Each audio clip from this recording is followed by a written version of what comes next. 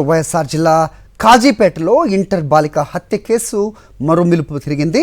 Media ముందుకొచ్చిన నిందితుడు వెంకటేష్ తల్లి సుజాత కీలక విషయాలు తెలిపింది.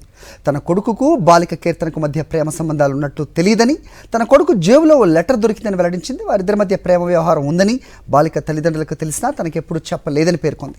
హత్య జరిగిన రోజు బయటకెళ్లి కొద్దిసేపటికే ఇంటికి వచ్చిన తన కొడుకు తనను హత్తుకుని ఏడ్చాడని చెప్పింది. ఇంతటి ఘోరం చేసుంటాడని తాను అనుకోవటం లేదని, చట్టపరంగా తన కొడుకుని శిక్షించాలని, ఎన్కౌంటర్ మాత్రం చేయవద్దని తెలిపింది.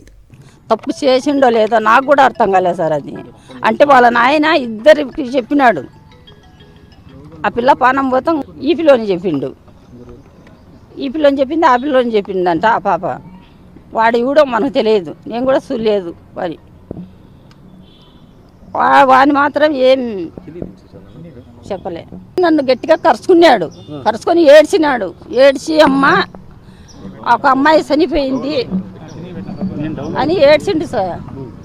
ఏడ్చి ఎక్కడనైనా ఏమి ఎందుకు జరిగింది, ఏమి యాక్సిడెంట్ అయిందా అని నేను అడిగితే కాదు అమ్మాయి నేను ప్రేమించుకున్నాము, నన్ను మోసం చేసి. నేను కోరుకునేదైతే రాజీ నాయకుల గురించి కానీ మన పోలీసు వాళ్ళ గురించి కానీ ఆయనకి ఏదన్నా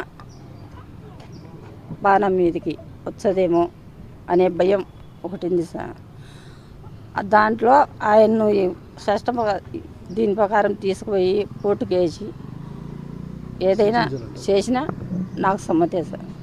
తెలుసు సార్, తెలియడం మాత్రం నాకు తెలియదు. మా బంధువులే, వాళ్ళ తల్లిదండ్రికి తెలుసు.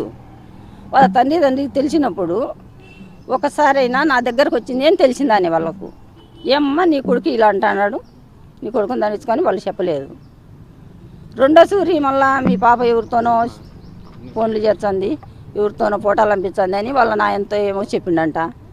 అప్పుడైనా నీ కొడుకు ఇటు వచ్చి చెప్తా ఉన్నాడు నా పిల్ల గురించి, నా పిల్ల ఎవరితో తిరుగుతాయేమి అని వాళ్ళతో అనే బదులు నాతో అంటే నేను ఈ పిల్లని నేను దండించుకునేదాన్ని.